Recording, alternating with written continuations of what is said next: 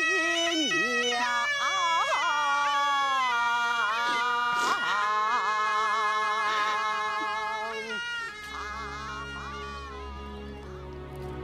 哎呀，好了，奶奶，您别哭了，这哭坏了身子可不好。奶奶，您觉得这出戏如何？这个戏是不错，就是太苦了点儿。哎，这个戏叫什么来着？叫《丁郎恩仇记》。那个演丁郎的小生啊，唱功不错，做工也不错。奶奶，您有所不知，这位丁郎可是确有其人，这出戏也是真的。哦，你是怎么知道的？这丁郎是我朋友的一位亲戚，现在就住在我朋友家里。哎呀，这可怜的丁郎啊！奶奶，您想不想见见这个丁郎？也好，改天你把他带到齐府来，咱们好生的安抚安抚。好，那我明日便去请他来。奶奶，那你就不能伤心了。好。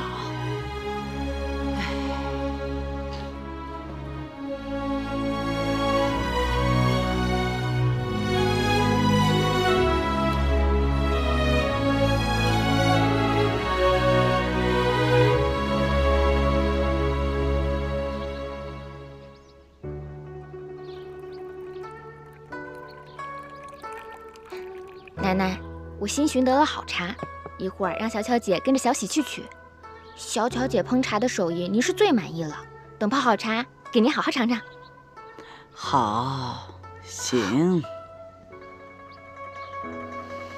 小巧姐，随我来吧。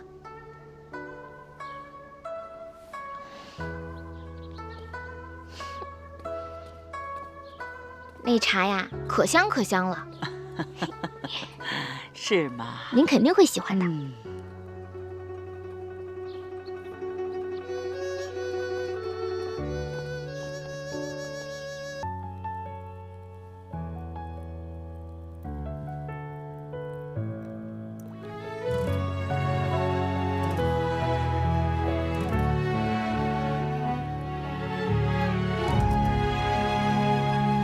春风绵绵拂一叶扁舟轻轻，雨打芭蕉不及耳边的叮咛。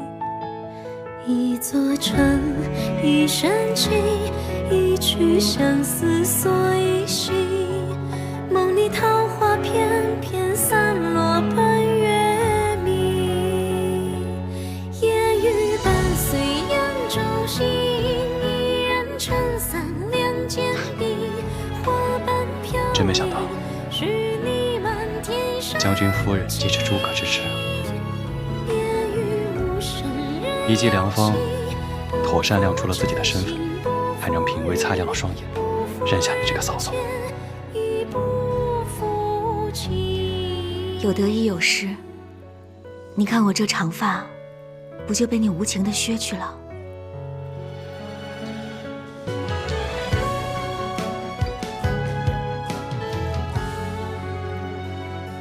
春风绵绵拂一叶扁舟轻轻，雨打芭蕉不及耳边的叮咛。一座城，一身情，这是一曲相思锁一心。梦里桃花片片散落半月明。夜雨伴随扬州行，一人撑伞两肩并，花瓣飘零，是你满天深情。夜雨无声人有情，不负真心不负雨，不负人间亦不负情。夜雨蒙蒙扬州行，山高水远情不离，良辰美景透出深情相依。夜雨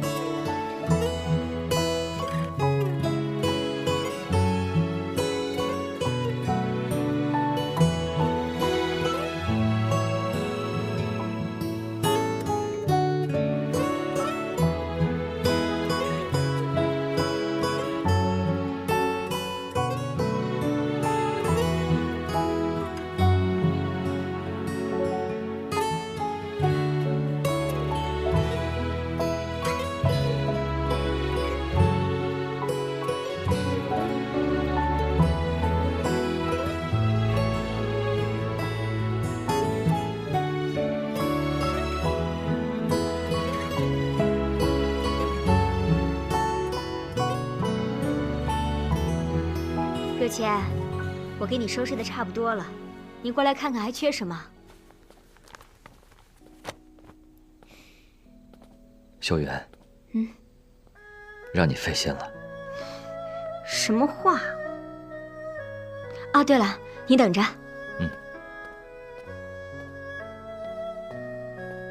来试试，这是我给你新做的。这得花费不少的银两吧？这算什么呀？这2年我不在你身边，你自己也不知道置办2身新衣服，看着让人心疼。转2圈看看。确定是2圈？1圈，2圈。还不错嘛。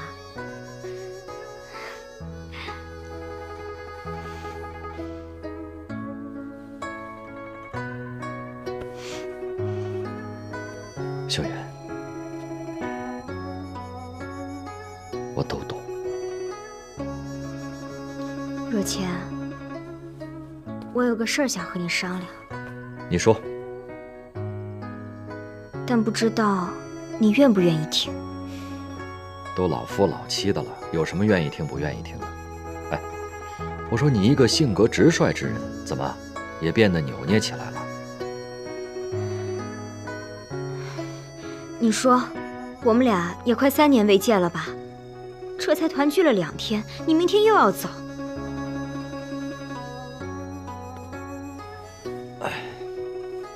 等这仗一打胜，我立刻回来。可是你去那么老远的地方，又是疆场，我不放心。我行走江湖这么多年，有什么不放心的呀？哎呦，我不放心就是不放心。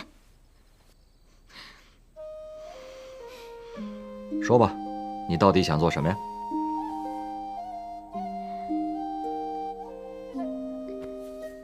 你带我也去吧。不行。怎么就不行了？这路上多一个伴儿，他怎么就不行啊？路途遥远，而且军中环境十分的恶劣，我是怕你受苦啊。我不怕。哎，袁将军他还颁布了一条军规，不得任何女子步入军营，否则格杀勿论。那你徒弟不是女的吗？我不是跟你说过吗？她是女扮男装。那我也女扮男装。不行，反正我说过，不行就是不行。现在已经有一个了，你再去不是添乱吗？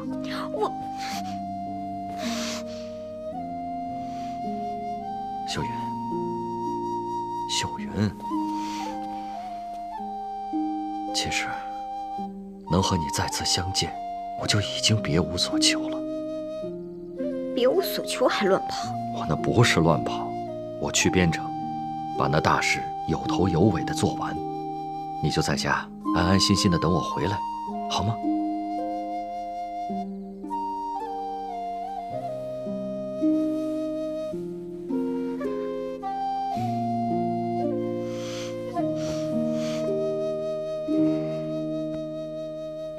爹娘，齐，你来的可真是时候啊！说吧，什么事？齐三公子来了。行，我们知道了。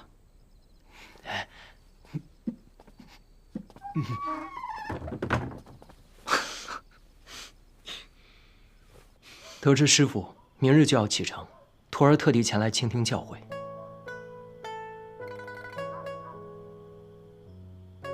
其实别的也没什么，只是那人阴险狡诈。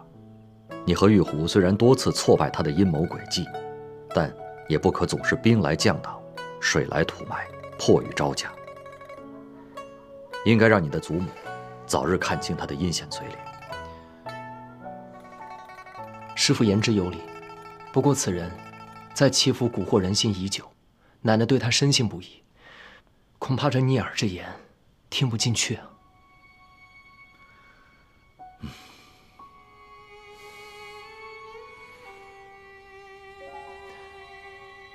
师父，徒儿突然想到一计，我想让奶奶尽快知晓柯世昭在姬敬堂父母身上犯下的恶行，怎么样？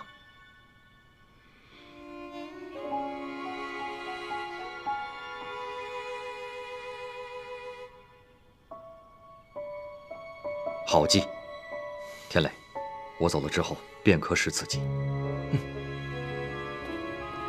敬堂感念公子能出此计谋，恳请三公子早日为我九泉之下的父母报仇伸冤。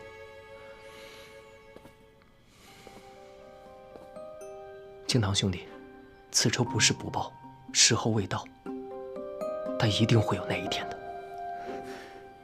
多谢三公子，快请起，不必多礼了。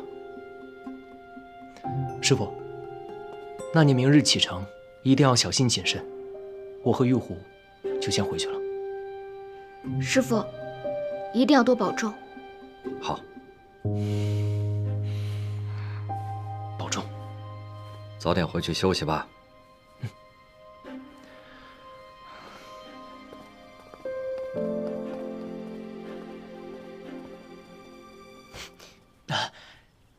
干爹干娘早点休息，我便先走了。你也早点休息。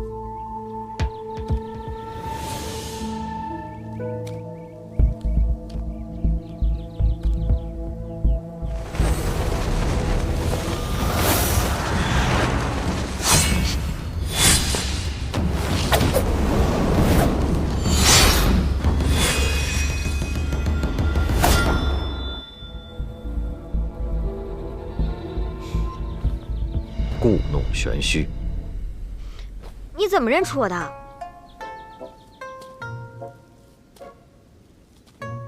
你化成灰啊，我也认得出来。不好玩，本来人家就是想让你试试我的功夫长进了没，这么早把人认出来，没意思。我早就知道你一直跟着我呢。怎么，真的要跟我一起去边城呢？那当然了，我从不说二话。可人家军营中有规定，不许女子入内。那我不住军营，我们到军营旁边找个房子住。那是军营，旁边哪有房子呀？反正我不管，你上哪我就上哪。我是真拿你没办法呀。你答应我去啦？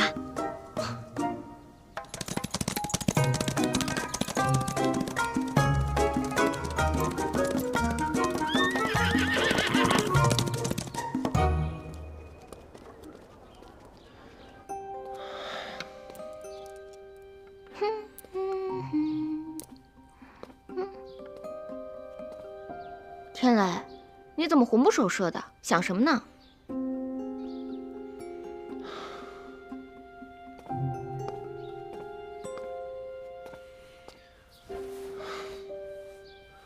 虽然师傅也赞同我们的计策，用这个方法，不仅可以让奶奶知道寂静堂一家被陷害之事，也能让她知道柯世昭的真实为人。那有什么好顾虑的？但是揭穿此人，又谈何容易呢？你是怕奶奶不相信你？奶奶自然是更相信他了。为什么呀？奶奶年轻时喜欢养兔子，最宠爱的那一只脖子前有一撮红毛，后来得病死掉了，奶奶伤心不已。偏巧，远在江州的姑母足月生辰，诞下一名男孩，这名男孩的脖子前竟然也有一块红色胎记。奶奶听闻之后，便以为是玉兔转世，亲自前往江州查探，之后便倍加宠爱。此人就是与我大哥同年生辰的柯世昭。竟然有如此巧合之事。这个柯世昭极会笼络人心，整个齐府上上下下，除了我母亲、雅妹之外，所有人都认为他好。你觉得，要是我们没有掌握他的铁证，奶奶会相信我们说的话吗？有道理。所以此计还需周密行事，最好是能够支开柯使者，单独向奶奶汇报，免得节外生枝。唉，要是他不在府上就好了。对呀，奶奶一直想收回一家外地的商铺，我可以在奶奶耳边吹吹风，让她派柯世昭去速速多办此事。就这么办。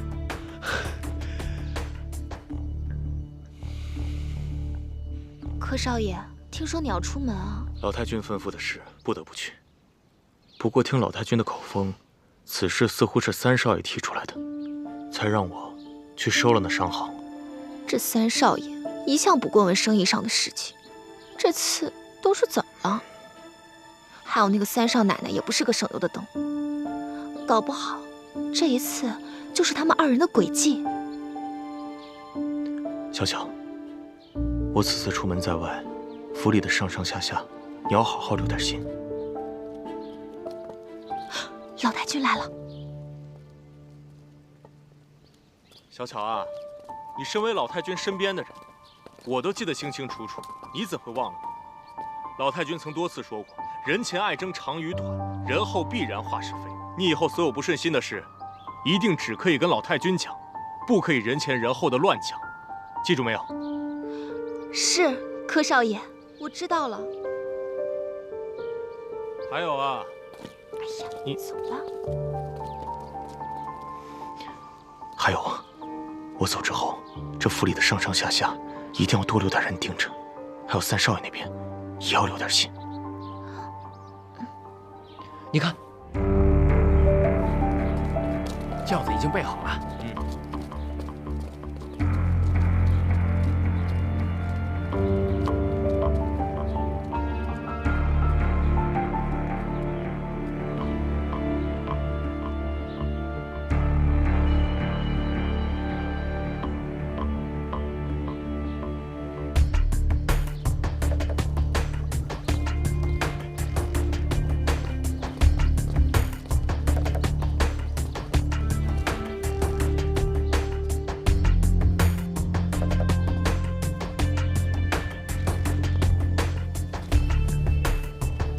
少爷，您的包袱。来，起轿，走了。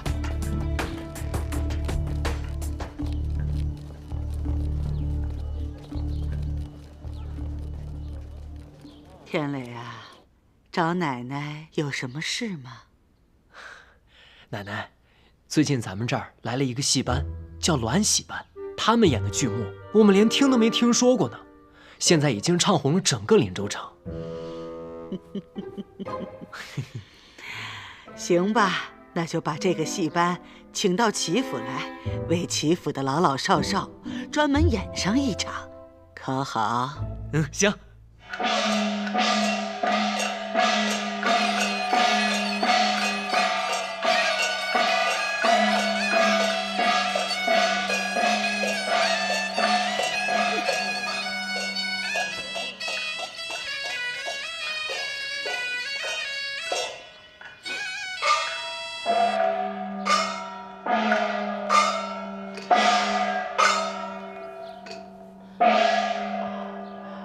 二老弟娘在此休息片刻，待去早晚随来。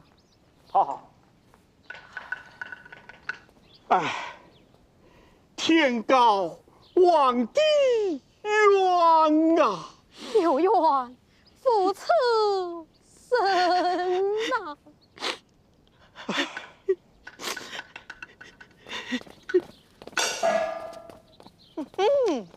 你们逃得出江州，却逃不出我的手掌。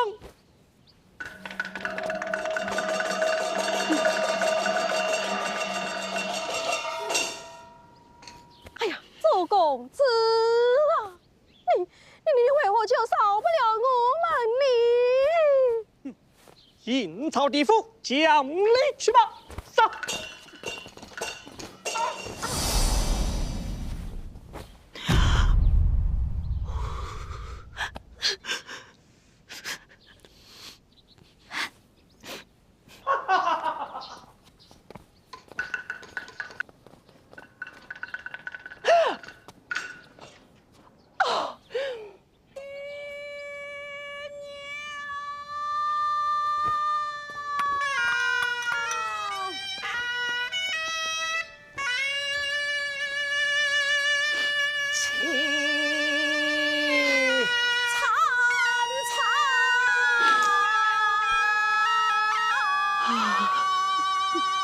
可怜的。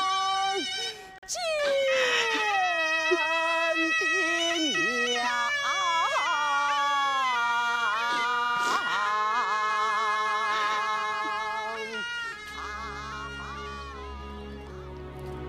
哎呀，好了，奶奶，您别哭了，这哭坏了身子可不好。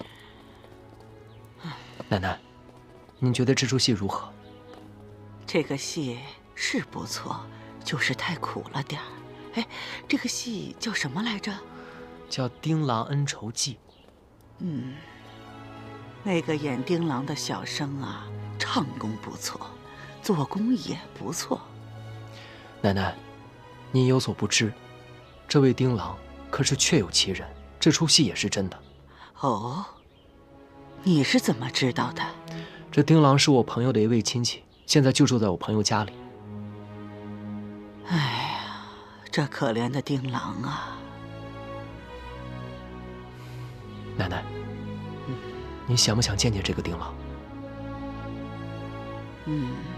也好，改天你把他带到齐府来，咱们好生的安抚安抚。好，那我明日便去请他来。奶奶，那你就不能伤心了。好。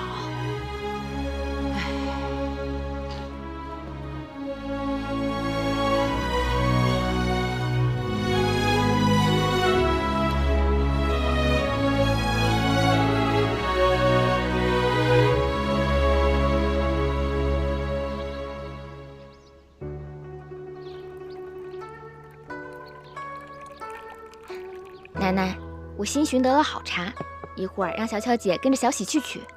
小巧姐烹茶的手艺，您是最满意了。等泡好茶，给您好好尝尝。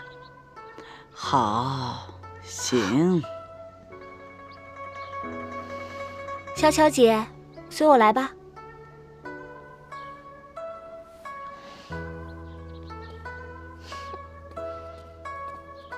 那茶呀，可香可香了。是吗？您肯定会喜欢的。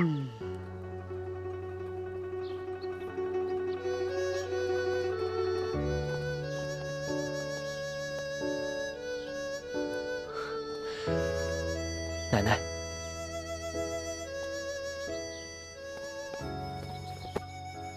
见过老太君。起来，不必拘礼。起来，快起来。你就是戏文中的丁郎。老太君，丁郎是戏中人的名字，小生姓纪，叫敬堂。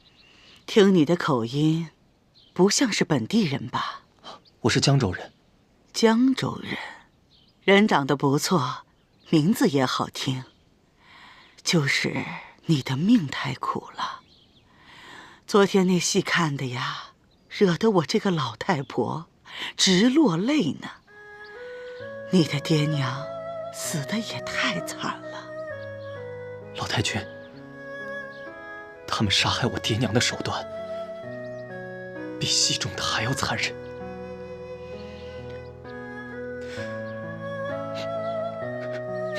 别难过，别难过了。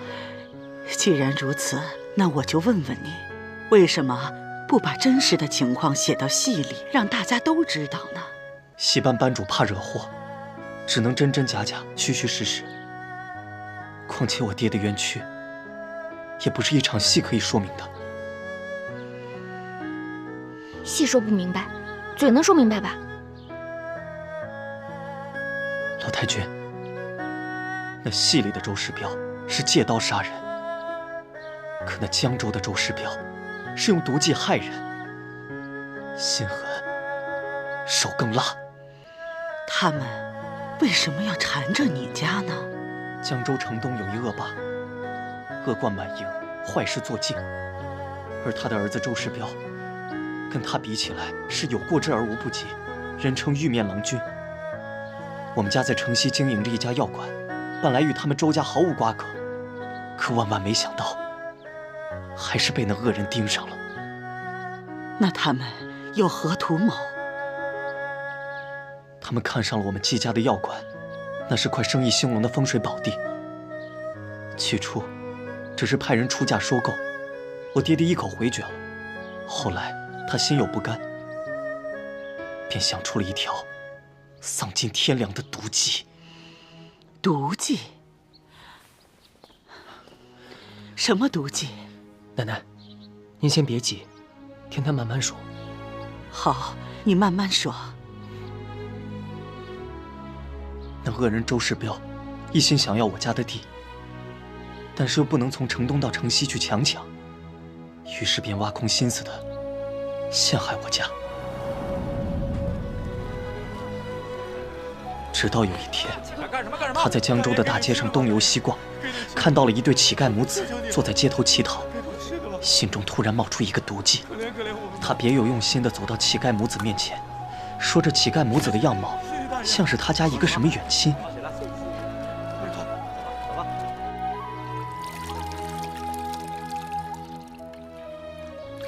一番花言巧语之后，周世彪让人把这个乞丐骗回家中，大吃大喝，让这个乞丐吃得好穿得好，犹如平地升天。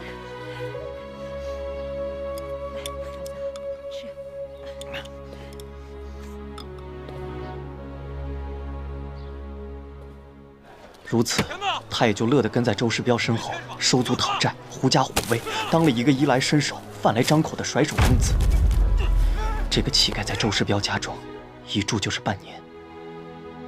有一天，这个乞丐公子偶然得了小病，周世彪便请了个郎中给乞丐把脉瞧病，开了药方。乞丐公子便拿着这张药方到我家的药店去抓药。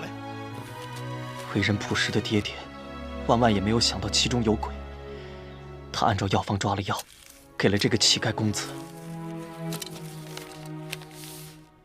公子，你拿好。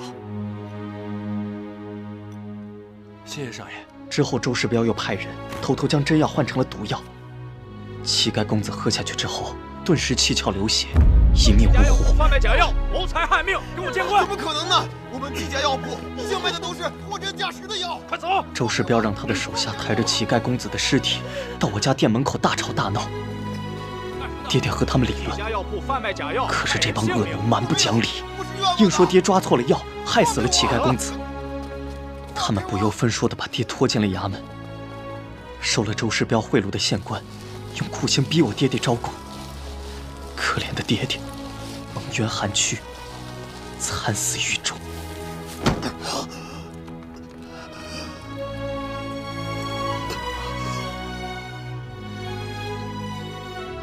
这个恶人丧尽天良，用无辜乞丐的性命嫁祸你家药铺，谋财害命。你刚才所说都是从哪儿听来的？当年敬堂想去官府报官，却被那周世彪买通的狗官赶了出来。恰巧在门口遇到了那位乞丐老太，乞丐老太也觉得他的儿子死得有蹊跷，便去质问周世彪。这周世彪便派人在他的吃食里下毒，幸亏有个心善的小丫鬟提醒了他。老太知道周世彪要赶尽杀绝之后，便连夜逃走了。可这周世彪心狠手辣，竟派了许多人去追杀老太。老太受了重伤，眼睛也瞎掉了。他心有不甘，想去报官。途中我遇到了他，我带着他一路逃离江州，却不曾想，这周世彪派人连夜追赶我们。混乱之中，我与那老太走散。唉，善恶到头终有报。敬堂，你今日来，就算是我们有缘。这样，我送你一些银两，祝你日后去寻找那证人瞎眼老太，再去状告周世彪。若是我说出那周世彪的真实姓名，奶奶，这戏中的丁郎实是季敬堂，不过这戏中的周世彪嘛，是谁？禀告老太君，那戏中的周世彪不是别人，正是来自江州的柯世昭。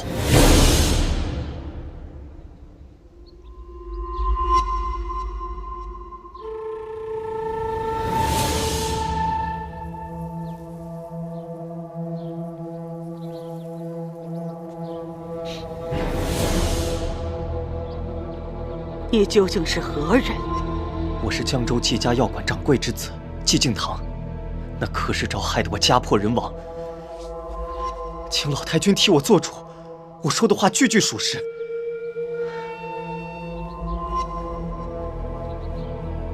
这是我爹临死之前亲手写的，连狱中的狱卒都动了恻隐之心，才将它转交给我。敬堂报官无门，又与老太走失，丢了人证。听闻七老太君您有仁爱之心，又慈善公正，定不能让那柯世昭毁了您齐家的名声啊！于是我才斗胆来见您，求您给我个公正。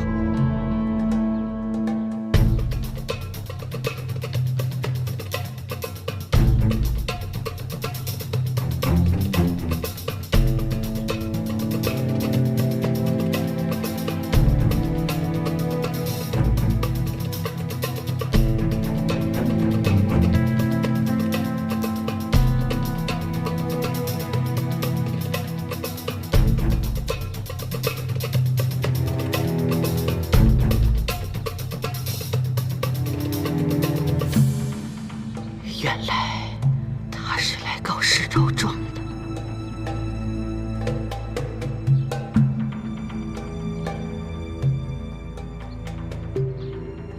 既然这个案子他官府都管不了，又没有证人，我一个商户老太太更不方便插手。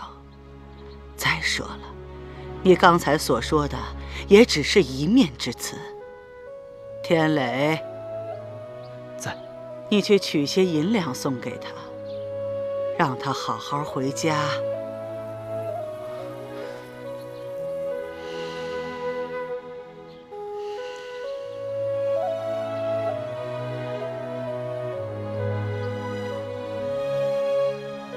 是。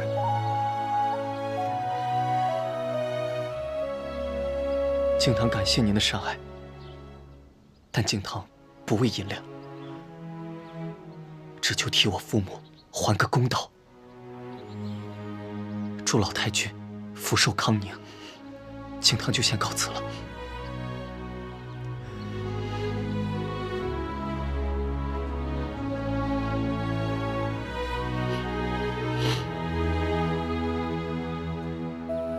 我去送送他。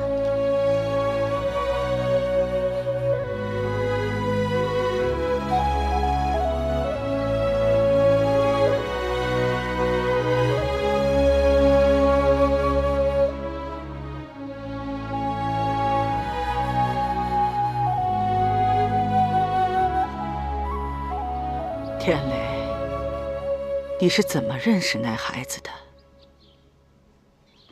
有一天，他在咱们齐府大门口吵嚷，说着要见你，让你替他做主，结果引来了王胡子等人，将他暴打一顿。我与冰燕正好路过，将他救下。世昭在吗？他不在。那为什么你不早点告诉我？孙儿想，毕竟此事牵扯3条人命，又与柯表兄有关，不能只听信一面之词便妄言相信，还想等着查实之后再说也不迟。天磊啊，季敬堂的事情你不要再管了。世昭现在是在替我办事，办的都是我们齐家的大事。如果让他牵扯到官司，那受损的可就是我们齐家了。奶奶，这季敬堂家的冤情早晚都会真相大白，但是咱们齐府的大事，您还是尽快收回自己手中比较好。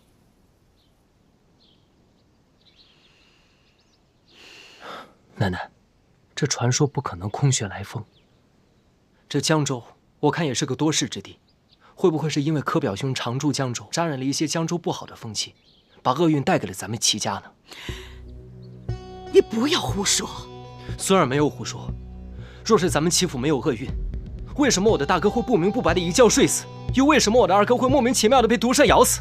为什么我的燕氏小妹会在一夜之间变成了哑巴？为什么齐府上上下下会说我齐三公子活不过25岁呢？天磊，你不要再说了。奶奶，孙儿不是要吓唬你，是咱们齐府当真有邪气啊！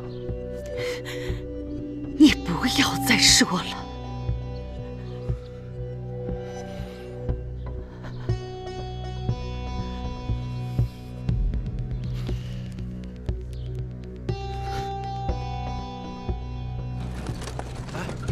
快走2步。少爷辛苦了。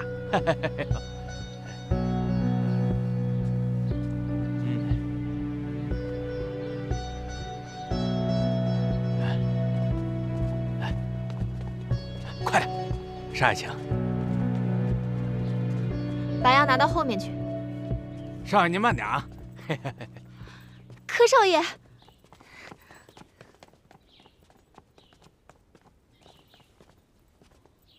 柯少爷，你总算回来了。回来了。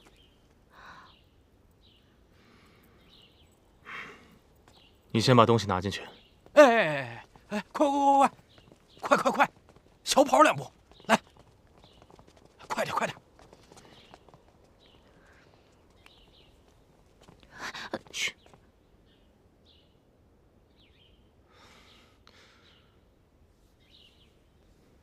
小巧。你来和我说说，我不在府中这几日，这府里都发生什么事了？那3少爷和3少奶奶给老太君请了戏班子来演戏。后来呢？第2天，我本陪在老太君身边，却被3少奶奶支开去烹茶。回来的时候，3少爷带着个少年在与老太君说话，老太君满脸不悦。小巧，你可有看清？这少年长何模样？被3少奶奶带着匆匆的走了，我站得又远，看不清楚。反正17、18岁，人挺精干的，块头不大，白白净净的，看穿戴倒像是外地来的。小巧啊，你为什么不好好盯着他们呀？我怕被3少奶奶看见，她鬼着呢。打死他！对了，那人就是那天门口挨打那小子。又是他。小巧，你告诉我，你可知他向老太君说了些什么？